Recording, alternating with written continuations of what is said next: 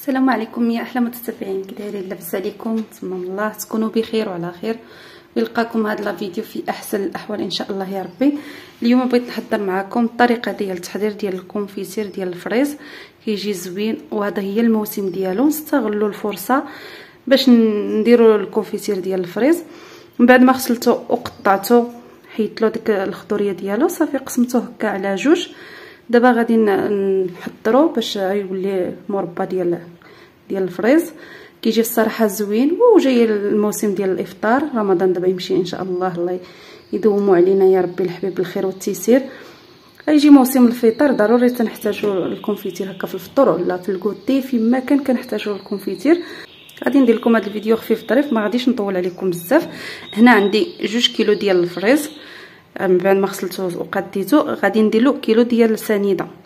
صافي فقط كيلو السنيده غادي نخويها عليه ونخليه حتى يطلق الماء ديالته.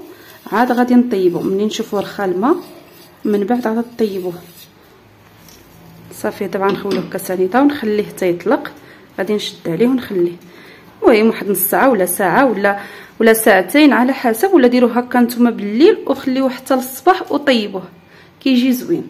وعندي واحد الحامضه معصراها حتى كنطيبو نص طيبه، عاد كنضيف له هاد نص حامضه ديال العصير اللي عصرت، يعني حامضه كبيره عصرتها. في التالي فاش كيدير ليا واحد نص طيبه عاد كنضيف له هاد العصير. دابا غادي نخليه حتى يطلق ونرجع معكم. صافي هنا من بعد ما داب ليا انا خليته حتى طلق الماء ديالته. ها نتوما ملي كيطلق هكا الماء صافي شعلوا عليه البوطه وخليوه يطيب على العافيه مهيله، ما تجهدوش عليه. هو كيطيب وانتم كتحركوه، ما تخليوه شي تيلصق. مره حركوه باش هذيك الحلاوه راه كتهبط لتحت باش ما كتلصقش، كتبقى زوينه. نتوما كتحركوه هكا بشي عمود ديال شي هكا المغرف ديال الخشب، وكتحركوه بشويه بشويه هكا حتى كتساليو. المهم انا نردو كيطيب واحد شويه ونرجع معكم باش ما يجيكمش الفيديو طويل بزاف. صافي هنا من بعد ما غلا خليته طاب واحد شويه، بدا كيغلي. دابا مره كنبقى نحركو بحال هكا. صافي تبقاو تحضيوه مره هكا وثاني خليوه يطيب شويه وثاني نوليو نحركوه وانتم غادي حتى يرخي لكم هاد الكشكوشه هذه.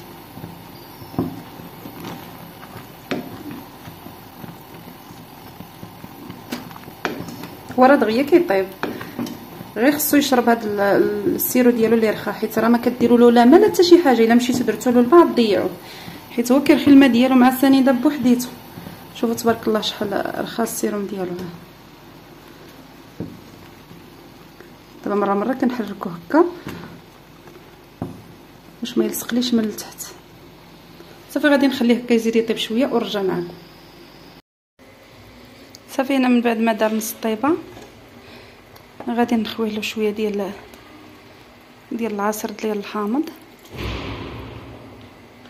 غادي نحرك ونخليه كيطيب حتى يوجد.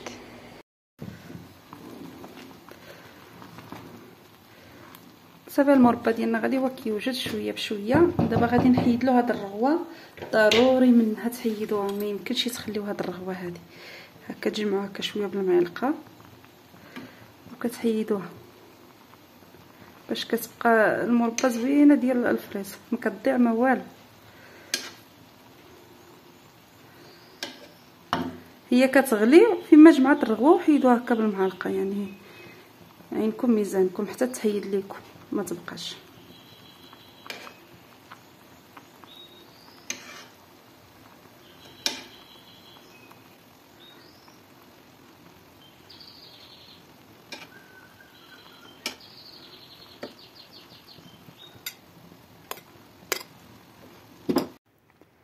صافي هنا المربى راه بدات كتوجد. من بعد ما قابلتها كنحيد لها ديك الرغوه كامله.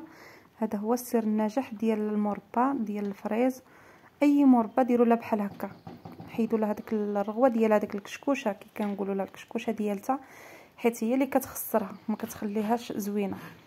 هنايا غادي نطحنها شويه.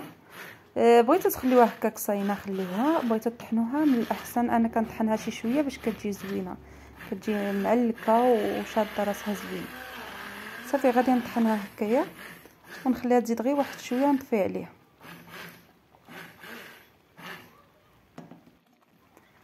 صافي هذا هو القياس اللي بغيت انايا. غادي نخليها هكا، نخليها حتى كتبرد ونرجع معكم نعمرها في القريعات.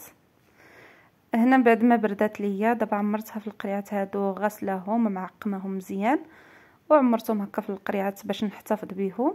وهذه هي المربى ديالنا ديال الفريز، كتجي غزاله وزوينه ونتمنى من الله تجربوها، كتجي رائعه. وهذا هو الموسم ديال الفريز، استغلوا هذا الوقت ديال الفريز وديروا المربى وبالصحه والراحه. نتمنى من الله يعجبكم لا فيديو الطريقه ديال التحضير ديال المربى، ومع السلامه الى فيديو اخر ان شاء الله.